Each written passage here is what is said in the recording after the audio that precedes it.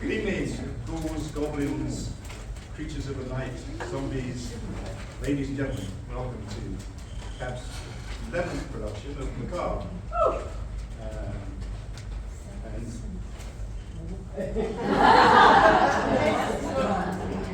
It won't. It's going to be a perfect production. Thanks for your support. Thanks for coming here this evening. Before we start, just a few announcements. If you have a cell phone or other noise-making device, I would very much suggest you silence it. The zombies backstage get very, very upset with loud noises. Or flashes come to that, so no photography either. I very much appreciate that. When CAB started, one of our missions was to encourage local people to do script writing, acting, and build up a community of script writers. So every scene, every act you see here tonight is written by local playwrights. And of course all the actors are local as well. Having said that, I'd like to say thank you to all of our sponsors. This year we have Konamichi, Ringling House Bed and Breakfast, Purple Lotus Studios, Green Vine, and of course Circus World. I must also give an extra special thank you to the two people who are really the powerhouse of this show. I'm just the ugly face, and that's Jessa J and Rhonda Seebecker.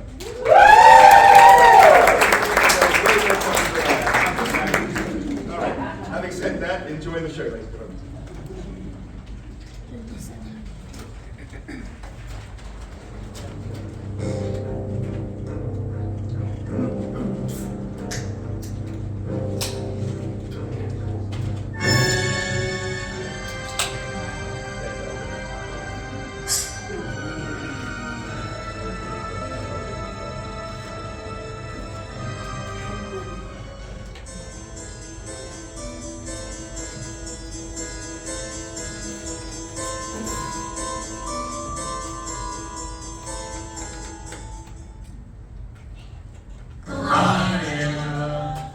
Thank you all for allowing me the honor to speak on my 10th anniversary. I wanted to start by asking if this was anyone's first meeting. Yeah. Welcome. We've all been where you are right now. Nervous, scared of being judged, not really sure what in the hell we're doing here. Am I right, gang? So all I ask is, as I tell you my story, don't focus on the differences. Instead, focus on the similarities. I started drinking at an early age. I was 10. Initially with my parents, but eventually with other relatives. My Uncle Carl would come over and I'd pour for him and my mom. And finally Dad would show up and offer me a drink. It was a family thing. Of course, they're all gone now. I was born in Bulgaria, and it really was just part of the culture in the 70s, so not really seen as a big deal. I drank through high school and college. To be honest, I don't remember a lot of those years. You see, when I drank, I became someone different, someone I didn't really recognize. Morally looser, sometimes meaner. I mean, we've all been there, right? You have too much and you're just bound to make bad decisions. I knew I had a problem when I started losing friends, but it really hit home when I lost my first real love. Again, my story is not much different than all of yours. Suffice it to say, I drank too much. I couldn't stop. In my grief, I drank even more and eventually found someone who shared my addiction. We had a lot of good years, sober years, but he relapsed and he was killed while using. That's why they tell us sobered up, locked up, or covered up.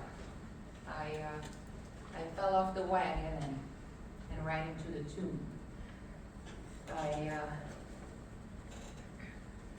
I hated everyone and everything. I did everything in my power to destroy myself and everything I had. I lost everyone I've ever known, using them until there was nothing left. I nearly escaped the law on several occasions, came way too close to dying, more times than I can count, and I mean close. Finally, after years of surviving like this, I found myself in an old church, thirsty, torn between more drink and ending it, when an old priest approached me.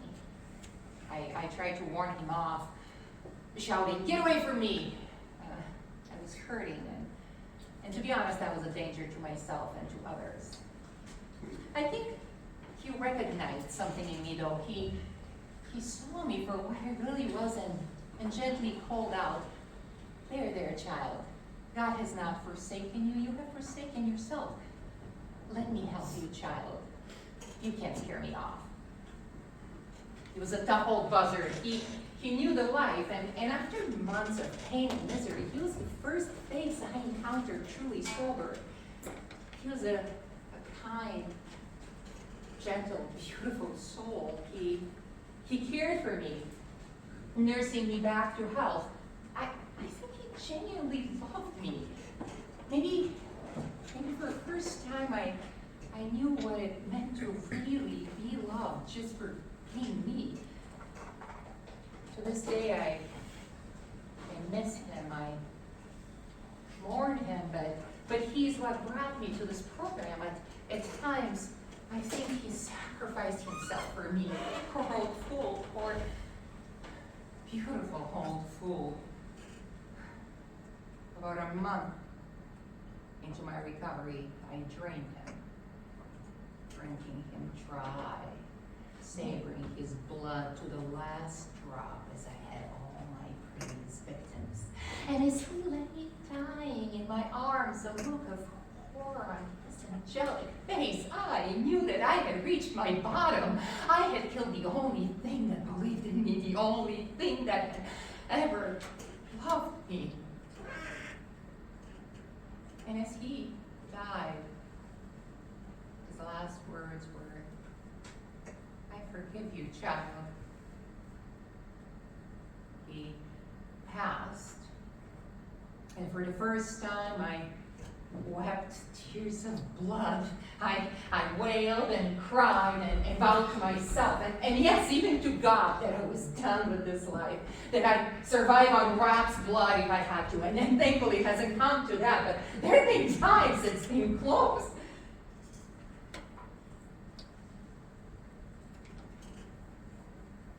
Thank you all for allowing me the privilege to speak to you this evening. I wouldn't have made it this far without the support of this amazing community. I will end the same way I began. I'm Angela, and I'm a vampire.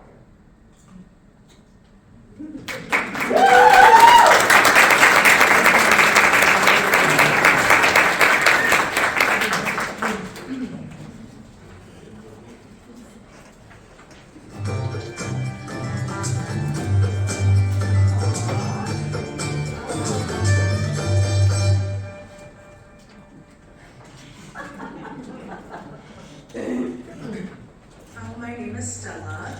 I enjoy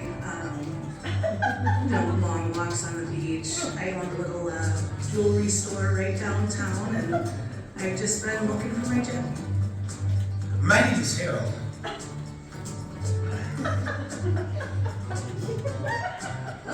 I was tired of the bar scene around here. There's just not any quality guys, and I'm really looking for somebody unique. Really like night owls. I'm somewhat of a night owl myself, and I just thought that this would be a new way to find new options for myself. I couldn't be more excited. I've spent the past few years single, trying to find myself, and I feel like I'm really centered and really I'm just open to welcoming a partner into my life, hopefully forever.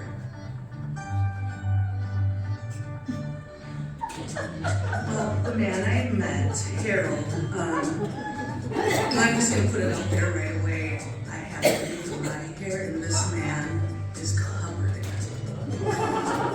Yeah, I definitely qualify for hairy. I tried to do a full body shave, like, I don't know, 6 months ago, but it all grew back like within 30 seconds. Harry and I, the first time we met, it was like magic. We were at this lovely little coffee shop. We had a beautiful view of the dog park, which was important to him. And I understand why, you can't fall in love with a dog lover. I picked this place because it's like right next to the dog park, and I like dogs, so I'm not sure why that goes. But yeah, it's my favorite place to hang out. I had a bacon sandwich and I had a vanilla latte. He just had a plain black coffee, but he kept sniffing my sandwich, and I thought that, that was weird, and asked him if he was hungry, but he said no, he just likes scents. So that was very nice of him to join me at the coffee shop when he wasn't even eating, I think. I'm kind of boring. I drink black coffee without any sugar, without any cream, and I don't have much of a taste bud, so our sandwich smelled pretty good.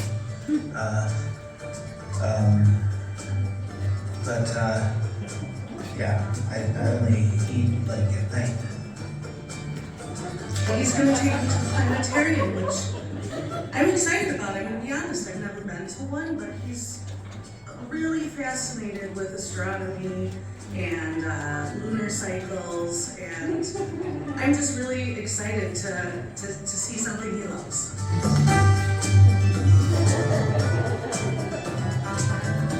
His world is quite a lot different. I don't even think I'm fully aware of how different it is, but it's been so interesting peeling the layers back.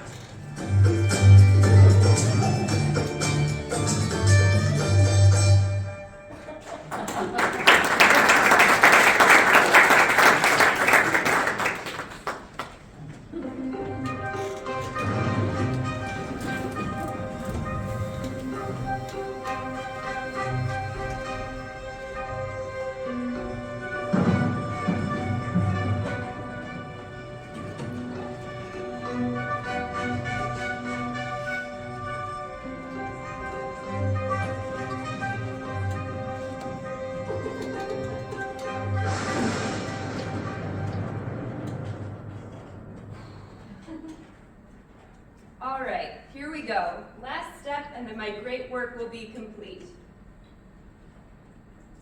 Years of research, months of work, thousands of dollars embezzled from the science club, hundreds of dollars of my own personal money, hundreds of sleepless nights, enduring exhaustion and mania and total social isolation, and it will all be worth it after tonight. This will be my magnum opus, my masterpiece, the work that seals my name in history.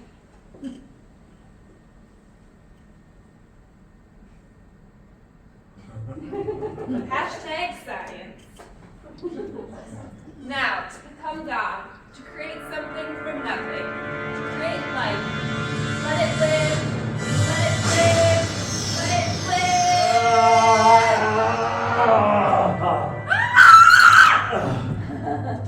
My God, it's hideous. What have I done? What terrible abomination have I unleashed upon the earth? Will God ever forgive me? My God, it's hideous. What the hell? I just got here. What hideous ghoul have I created? Oh, could you shut up for a moment? You can speak? Oh, I suppose I can. Where am I? You're in my laboratory. Why am I in your laboratory? What were you doing to me? I was creating you. You created me? I did. Well, that's disconcerting. I brought something wretched upon this earth. I should never have tampered in the realm of God. Could you shut up for a moment?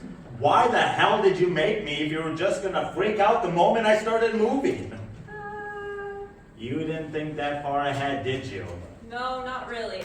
Oh, my creator is a moron. That is not very nice. You called me hideous 2 seconds after I was born. I was having a bad moment. Well, so, who are you? Oh, my name's Doc. Oh, so you're a doctor? No, my name is Doc. You were going to be my PhD thesis. So you're not even a doctor, you're just a student. Actually, I got expelled. See, I started working on you, and I got kind of obsessed, and I started skipping classes, and I got put on academic parole, and, well, you know. So I was created by a dropout. Awesome! Lots of successful people are college dropouts. I don't care. I'll be going now. All right. That was harder than I thought. You can't go. What if you're seen? Look at you. You're hideous. Could we move past the whole name calling part and get to the helping me off the ground part? Sure.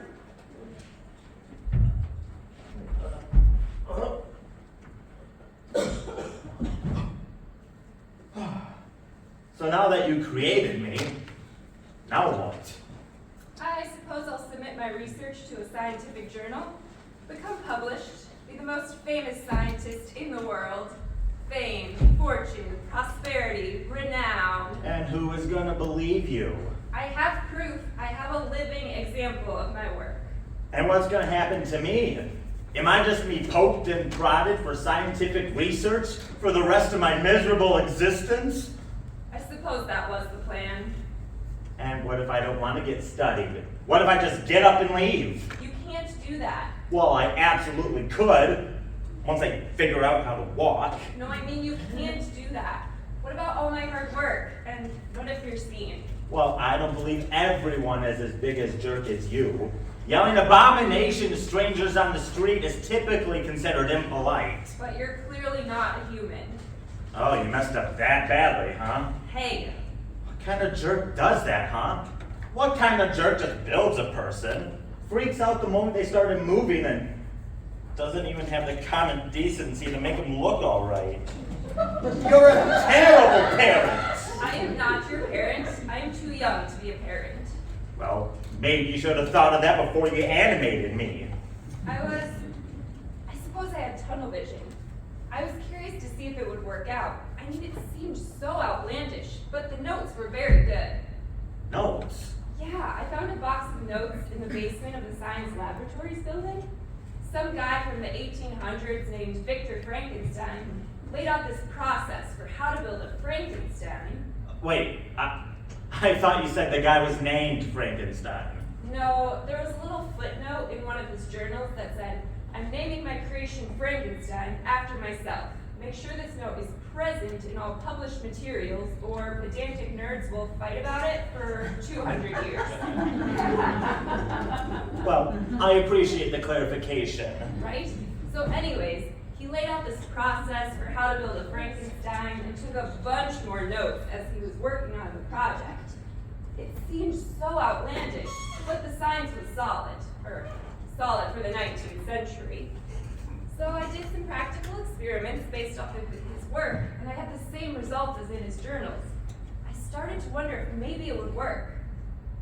Well, did the notes say what happened after he animated his Frankenstein? No, the note stopped the night before he was supposed to finish the project. You didn't view that as a red flag? No, I thought maybe he took his journal with him when he moved. Or maybe his creation killed him. And that didn't dissuade you at all?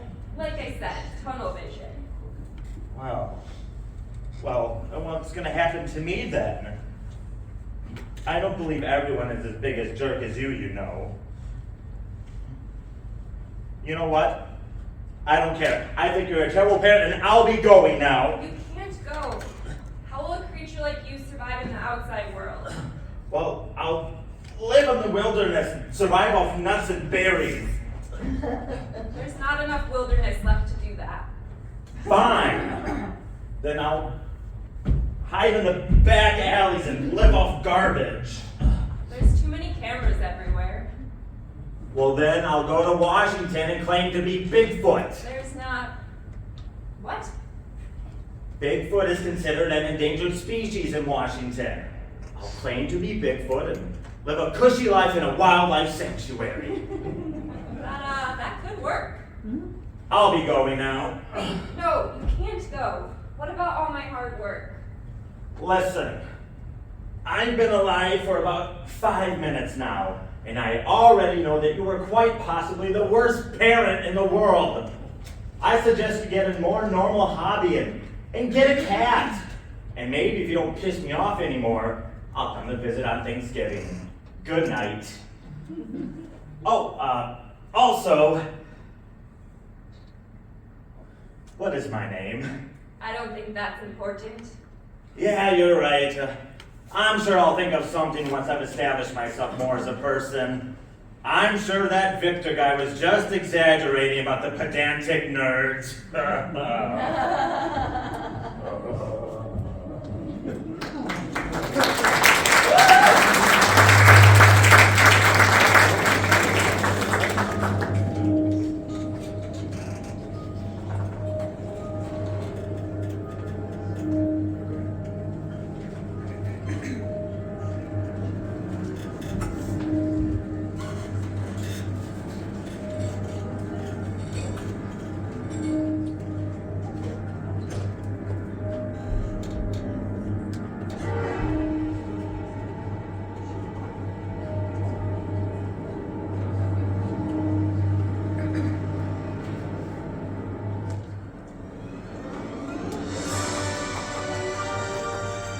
Coming back to 5, already in progress, the 666th Annual Scully Awards.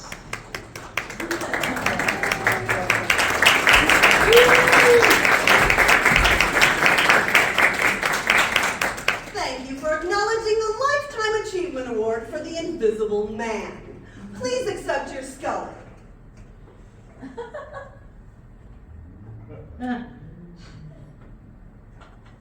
Is he here? How would we know, right? Full transparency, we don't know if he was invited. Oops. Moving on. There are some gorgeous, spooky celebs on the blood red carpet this evening. The beautiful Bride of Frankenstein, nice hair. You! Take my bride's name out of mouth! Recognizing my new hairstyle. It's a compliment. Oh, Settle down. What are we gonna do? Slap her?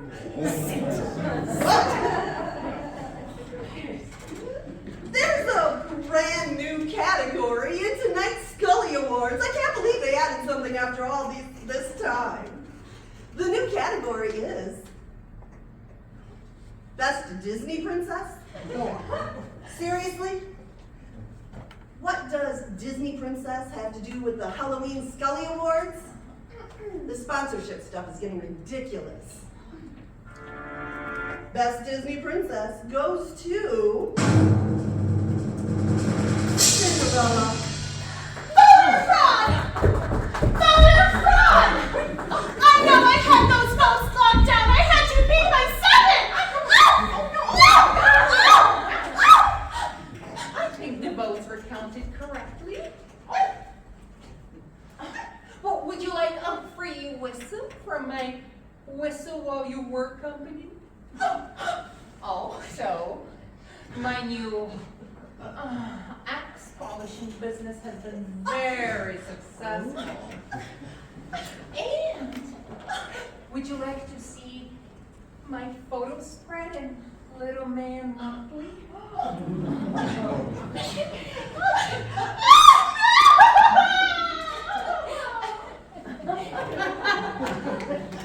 Those princesses were a couple of drama mamas. Well, that's a wrap on the 666th Halloween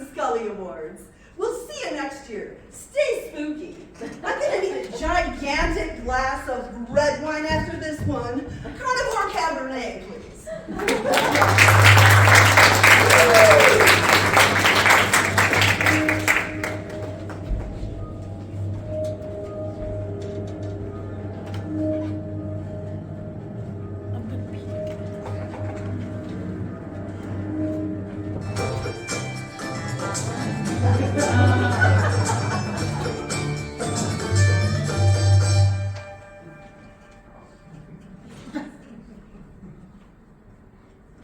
really looking forward to our second date.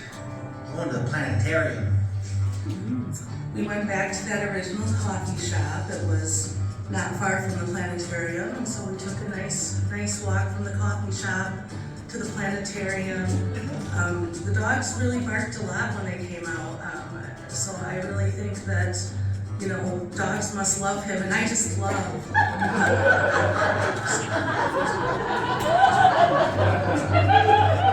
But we got to the planetarium, and wow, was it really cool. But, you know, I had some second thoughts. They showed the full moon at some point in the presentation, and suddenly Harry got really squirmy. There were these like really low growls that for a minute I didn't even understand what was happening. And it kind of became disruptive to the presentation, and if I'm honest, I was embarrassed. Yeah. The date went okay, but somewhere around the great gig in the sky, the full moon came up in the planetarium. I don't know what it is about full moons, but I felt a little embarrassed.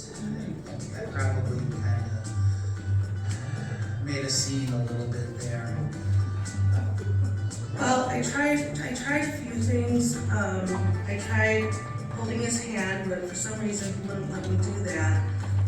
But I did find if I was kind of stroking his arm, and especially if I kind of scratched the top of his head, he really was responsive to that and really calmed down. She really pet my head, scratched me under my ear.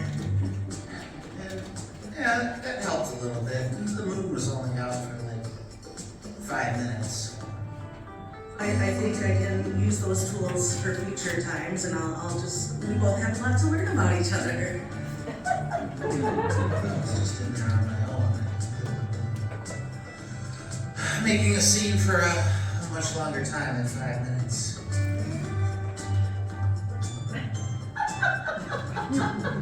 I definitely, if I'm honest, I had some of those thoughts in my head, but at the same time, those hairy arms, I can't stop thinking about them, and certainly we're not at the point that I can get over that, so I'm hoping that this will continue.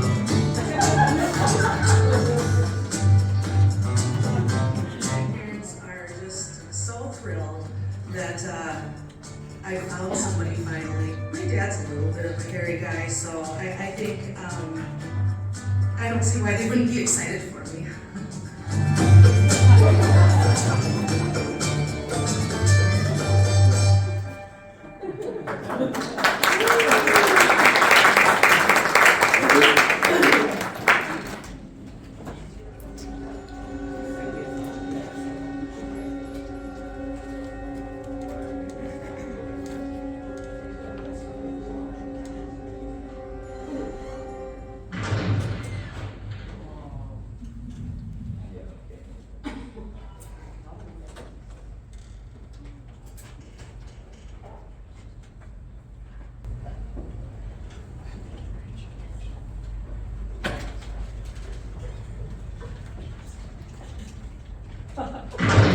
Oh my God! Here's Johnny! What the hell do you think you're doing? I'm coming to kill you. What? With an axe? Are you kidding? What are you doing? You've chosen a rather inefficient weapon, my friend. Yeah. Look at the situation. It's already taken you, what, a couple seconds to put a hole in the door? You made a lot of noise.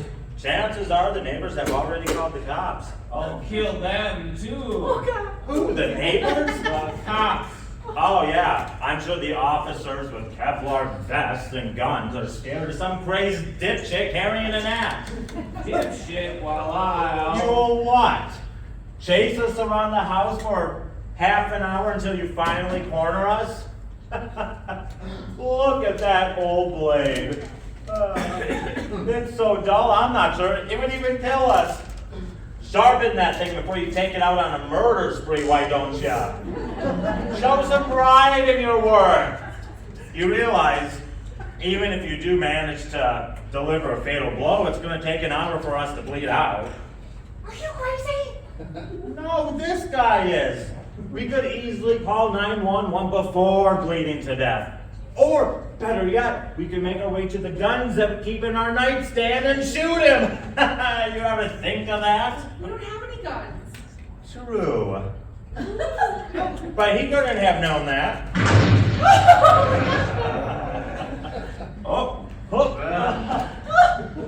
A taser would have been a better choice if you know you can get close to your intended victim. Or, if you wanted to disarm your prey, you could always use chloroform and then bind them up using zip ties and duct tape. Or you could always use a pistol, or a rifle, or a shotgun. Just about anything but an axe. Have you ever done this before? Well, look at how heavy and unwieldy that sucker is. It's hard to be accurate with a blunt weapon like that. Good cardio, though, am I right? Well, now what you gonna do, genius? Classic. I'm getting the hell out of here. Listen, my advice would be to buy an AR-15. It isn't that hard to do these days, unfortunately. What? Now you're gonna strangle me? Ah, good luck. First of all, you're slow as shit. And second of all, even if you get close, you don't know that I don't have mace or a taser or a knife for that matter. I'm just as likely to kill you. And even if you do manage to kill me, you'll leave behind all kinds of DNA evidence. Yeah. Ever think of that? I'll get your skin under my fingernails during the tussle. Your guilt will be undeniable. Oh, don't you watch Dateline? You really didn't think this through, did you? Are you coming? Yes, I am. There must be a better way. Well, that's what I've been saying. What did you want anyway? Are you some killer? Killing out of some primal instinct, or was theft your primary motive? Well, as you can see, we don't have much to steal. Yeah. Tell me about your childhood. Was your mother distant? Was your father violent? Thought so. Sweet! Free axe!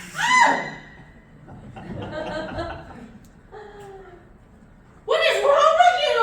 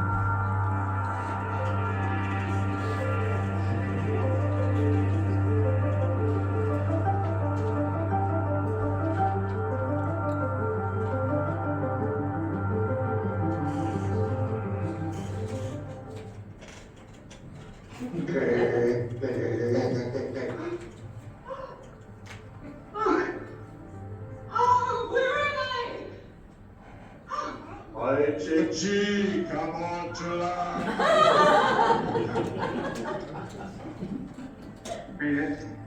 big fat outdoor is proving me right. You are the spaceship exercise from the planet Solar in the Three Musketeers galaxy. This is so awesome! I can't wait to tell my sewing group. This will make Carol shut up about that damn trip to Yellowstone. They saw a bunch of bears. This beats the crap out of that. Suck it, Carol! I'm going to erase your memory. You will not be aware of this abduction. Aw, nuts. Dolores, we have a question to ask you. Can't you read my mind? I thought aliens had telepathic powers. Ordinarily, yes, but our abilities have been diminished by our lack of energy and flight power. We need fuel for our bodies and our spaceship, and we believe you have the physical properties we need to survive. So you need to probe me. My what? No, elastic, the elastic you've been using to sew masks. That's right, Dolores. We need you for your arts and crafts supplies only. We use the elastic to fuel our bodies and our spaceship. So not even a little probe? Like my ear? What? No! We are a peaceful race, non-probing. We've been watching you for 2 months. That's 2 days, our time. And in that time, we've seen you sew hundreds of masks. And our beings are fascinated by the variety of materials you have that feature cats. But mostly we just need the elastic. I love kitties. Yes, we know. Back to the elastic. Prior to bringing you aboard our ship, our instruments detected no elastic in your home. What did you do with the masks? I gave them all away. What, really? All of them? There were like 200. 244. You were our final hope, Dolores. We were going to bring up Major League Baseball and we were going to use the elastic in their balls, but they kept canceling their games and we don't know where they keep their balls. Joanne Fabric, out of elastic in all of their stores. Don't worry. I have a shipment coming next month. So you'll just have to wait and then bring me up here again. What? I'm going to put a hole in your mind. Save the stretchy masks. And save one for me that's got black fabric and purple kitties, okay? All right. Send her back. We have to do this all over again tomorrow. Hey, did you guys have any luck finding the guy who was hoarding toilet paper? I'm gonna need snacks.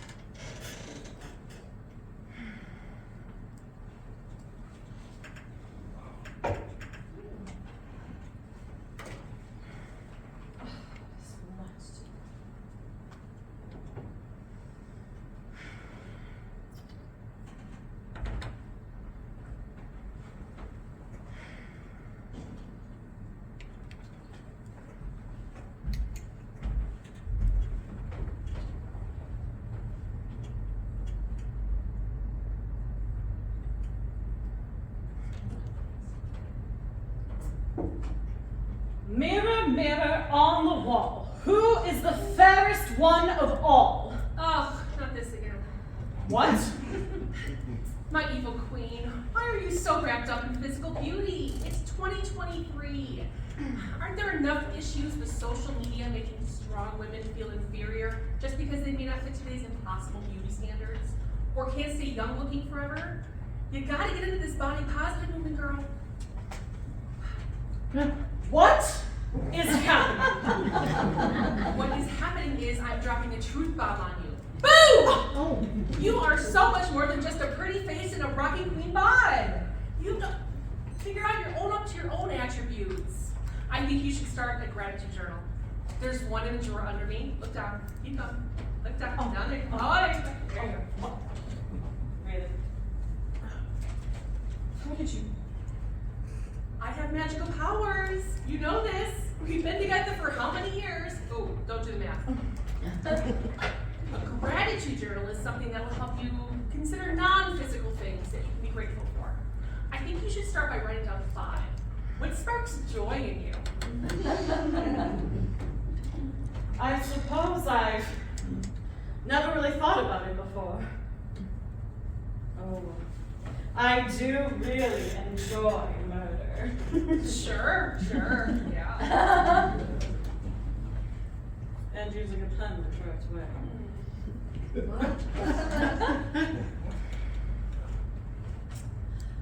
Oh, I am a great mixologist. My potions work every single time. Good. Okay, so we've got murder, potions. What else you got? I would say I'm very intentional. I wield my power in a very direct way. When I want to destroy a life, I do not stop until they are groveling at my feet, begging for mercy. Great. Yeah. So where to go?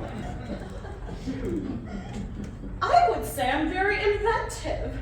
Remember those annoying little children that I turned into frogs? Oh, how they croaked and hopped and croaked and hopped.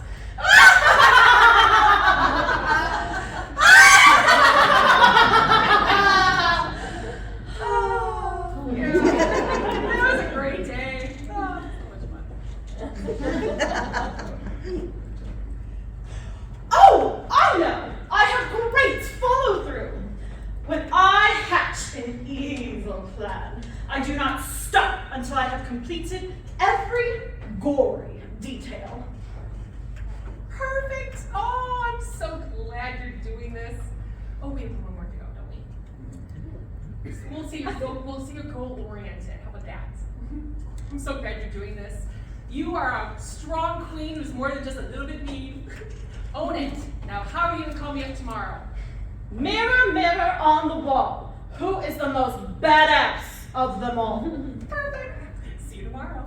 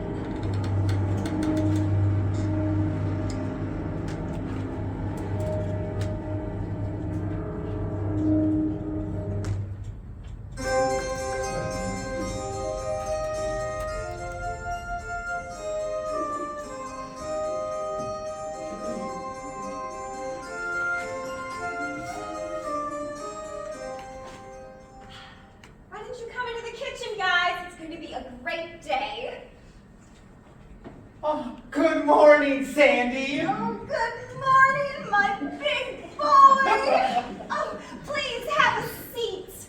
How are you today? Well, I had a little trouble sleeping last night, but once the storm passed, it was lights out. Oh, it looks like it's going to be another great day, though. That's great, dear. Can I get you something to drink? Oh, my usual, please. Good morning, Tiger. Come on, let me take a look at you. Oh my goodness, you get bigger every time I see you. Here you are, darling, your favorite. Tap water, my favorite. Only the best for our big boy. Please, you guys, let's have a seat. There's something Bob and I would like to talk to you about. Whatever this is about, I'm sure it's going to be great. Oh, it is. Now, you know what time of year it is. Well, yes, it's fall, the most beautiful time of year. The colors are changing and the holidays are approaching. Yes, and although this is a special time of the year, Sandy and I have decided to make today the most special day of all for you. Oh, that sounds wonderful. Oh, it is. Now, you've been with us for less than a year, right? Yes, and it's been the best time ever. Oh, you guys are so nice. Oh, thank you, dear. Now, in our time together, we've watched you grow big and strong.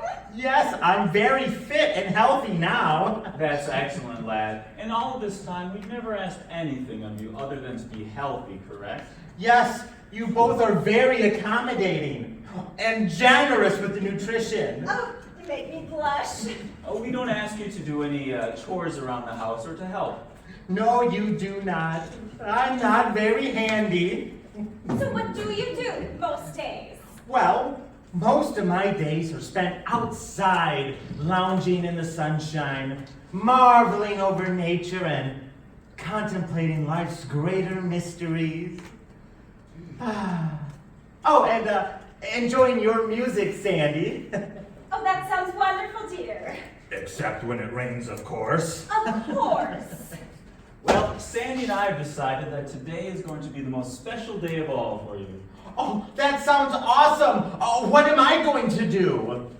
Well, it will be an excellent day indeed. First, we'll go into the barn. I'll hook up the horses, and then we'll take up the hay wagon. Well, I think the horses are pretty smelly, but I like the plan so far. And for the rest of the daylight, we are going to let you get in the hay wagon and ride around with a bunch of happy, friendly people who will all be very glad to see you. Will they all be my new friends? Yes, they will. And they'll all tell you how nice you look, and they'll want to take a picture with you. Oh, that sounds awesome. When do we start? Tonight, we're also going to have a party in your honor. And we'll have a bonfire and music and dancing.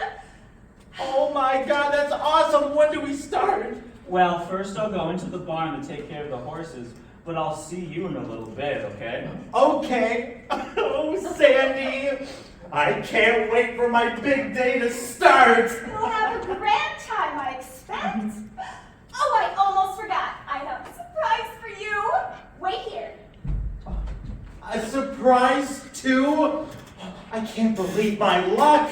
Well, this will definitely rank right up there as my best day ever. Now, you've grown very big since you've come to us, so I hope this fits. I got you a costume. Oh, dress up. Dress up. Oh, how fun. But first, I think it's time to loose this. Okay. So, this is what it feels like with the wind blowing on my head. That's right, dear. Now, try this on.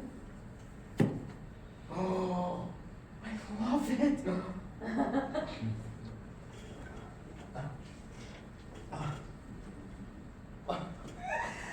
looks wonderful! Oh, Timmy! Oh, thanks. I think it looks great. Okay, Pumpkin. Why don't you go and wait for me by the workbench, okay? Okay, Sandy. Oh, I can't wait.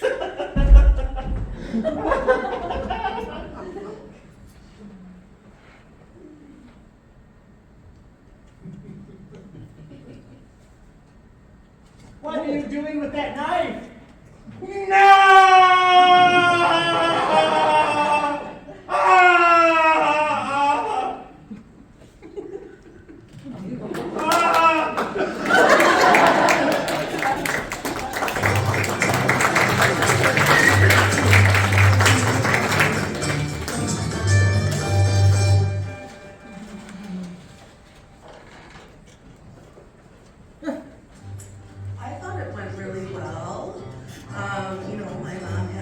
questions about, what's new heating oil, and I think he really, no. I think he really liked the fact that my dad is kind of an alpha male, he's kind of a leader of the pack, and I think that was comforting for him. I really think it went as well as it could. After I met her father, I was like, oh, she comes from a good bloodline. Her father, he's pretty hairy, not all over the place like I am, but he's got a big hairy chest, big beard. He scratched my head a couple of times, and that felt really good.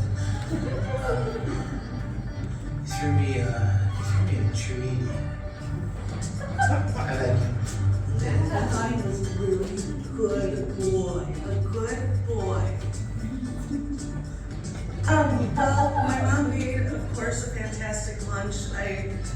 I'm not sure how he felt about the lunch. It was a lot of sniffing and not a lot of eating, but there was a lot of sniffing. So late during the daytime, which was pretty good for me. you did. You were such a good boy at lunch too. My best boy. This isn't a traditional relationship, and my dad especially is very protective of his territory. So I know I keep saying this. He was a really good boy. Ready to take the next step with you. Good for him.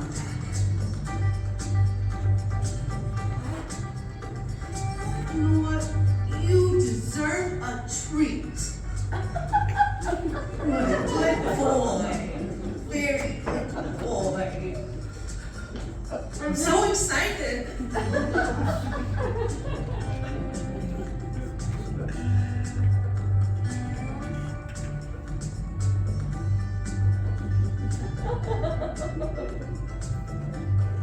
Well, I have to say our wedding was beautiful. I couldn't have asked for a more magical evening. We did it during the crescent moon, which isn't during my 10 of the months. It was a perfect date. Time. We just found out that our pack is expanding greatly. I've been pregnant, and there's reason to believe that there's multiples.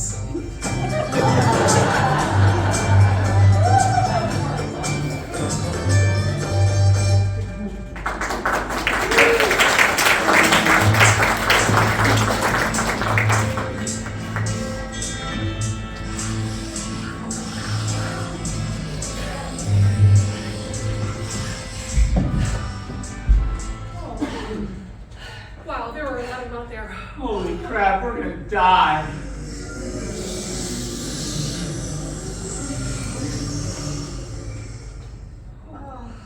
Alright, let's start looking around to barricade the door. If we stay quiet long enough, maybe they'll forget we're here. Gwen, we got bit. Oh, crap. Oh my god, you're bitten. Natalie, I'm so sorry. It was an honor knowing you. What are you talking about? You're bit. Don't you know what that means? Yeah, she knows what that means. Here, let me have a look at it. What are you doing? We can't waste our rubbing alcohol on that. But it's a wound. That's what you do with wounds. We can't waste it on a lost cause. Lost cause? What are you talking about? She's bit. It's only a matter of time before she turns into one of them. Get out of my way. Alright, this is gonna hurt a lot. I know, just go for it. Yes! Son of a bitch! Mother of the fudge! Ow!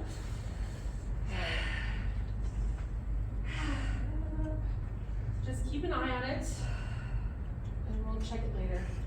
Alright, let's get to barricading that door. What are you doing? Is that it? What do you mean is that it? That hurt a lot. You can't just pour rubbing alcohol in a zombie bite and pretend that everything's gonna be fine. Well, keep an eye on it, Blaine. Cool your jets. You said you were a doctor. Haven't you ever disinfected a wound? He's not a doctor. Yes, I am. No, you're not. I have my PhD in music theory. All right, fine. I may not be a medical doctor, but I know that zombies are spread by the bite. Yeah, but that doesn't mean the bite has to be a death sentence. If somebody gets bitten, we, pour disinfectant into the wound and then wrap it in a clean, dry bandage. I mean, it's not perfect, but it's certainly better than doing nothing. Haven't you ever had a friend who got bit? Yes. And what did you do? Well, we usually just put the poor guy out of his misery. Seriously? You just killed your friends? You didn't even try to help them? It's a zombie, but what if the disinfectant doesn't work and Natalie starts to get sick? Then we'll have to amputate. And if that doesn't work? Did you ever even try disinfecting the wound? No. What kind of a group were you with before you met us? Just some guys I met along the way. What kind of guys? Oh, your average Joes. There's a guy who used to work in an office who was surprisingly ripped. There's a fellow with all kinds of random MaCABre skills. There was a redneck with hunting skills and a crossbow. There was a token minority. Were there any women in your group at all? Yes, but they were mostly one-dimensional characters used to further the men's character arcs because male audiences refuse to empathize with female protagonists. What? Nothing. No wonder you all died.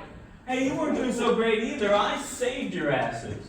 You threw us a rope. I mean, a well-trained dog could have done that. Well, there wasn't a well-trained dog. There was me. And I say this disinfectant technique's not going to work. And we need to take more decisive action. Oh my God, stop mansplaining this. I'm not mansplaining. Mansplaining is the man who has no idea what he's talking about. Talks over a competent woman just because she's female and explains a subject she's already familiar with.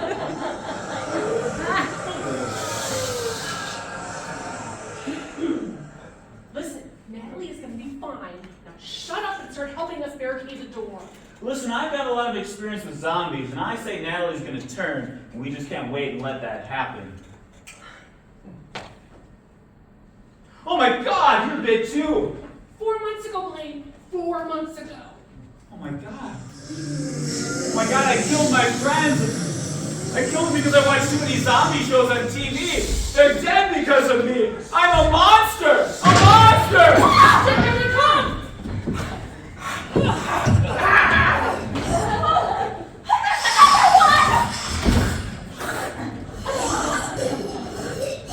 There's a third completely different zombie!